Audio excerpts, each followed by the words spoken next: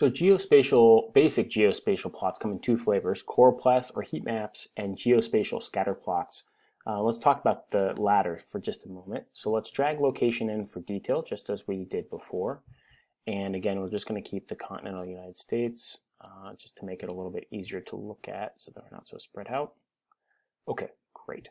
So here we have our continental United States, and let's imagine we're trying to bring in confirmed again. So we did this a moment ago by bringing it into color.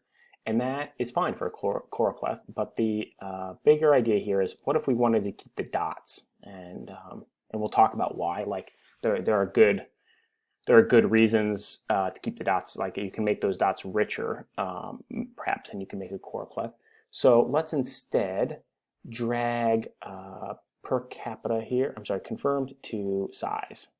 So notice that we have a dot here, and the size of the dot is linearly related to the number of cases. Now, the reason we're choosing size here rather than color is twofold.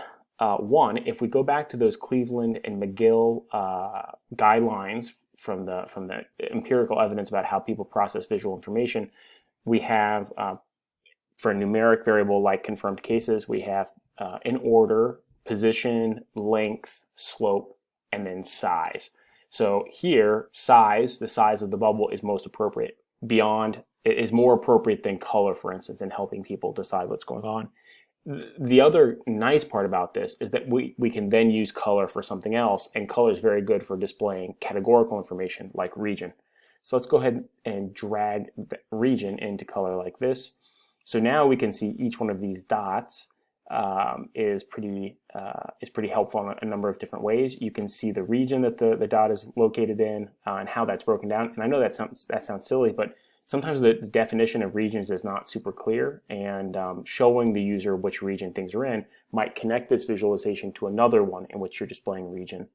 And then we have the size of the dot. We can also, because of the way we've coded these things, break this down.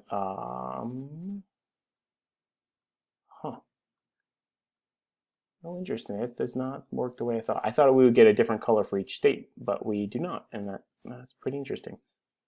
One thing I often do with these geospatial scatter plots, though, for North Dakota, for instance, I can't see that very well. And so what I might do is say edit sizes, and you can actually drag this around. So if you want the minimum one to have a certain size, for instance, like this, like that, I don't know. I mean, it's a little hard to say kind of if this is misleading because this is 9,000 now.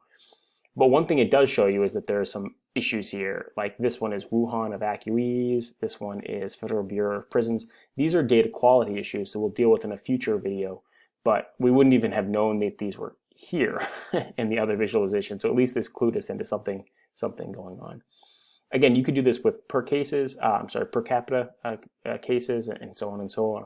But these the reason I'm introducing this now, as I mentioned before, is that we can make these dots, these marks, really informative by packing some more information in, which is not something that we would do in a heat map. But more on that in a future video.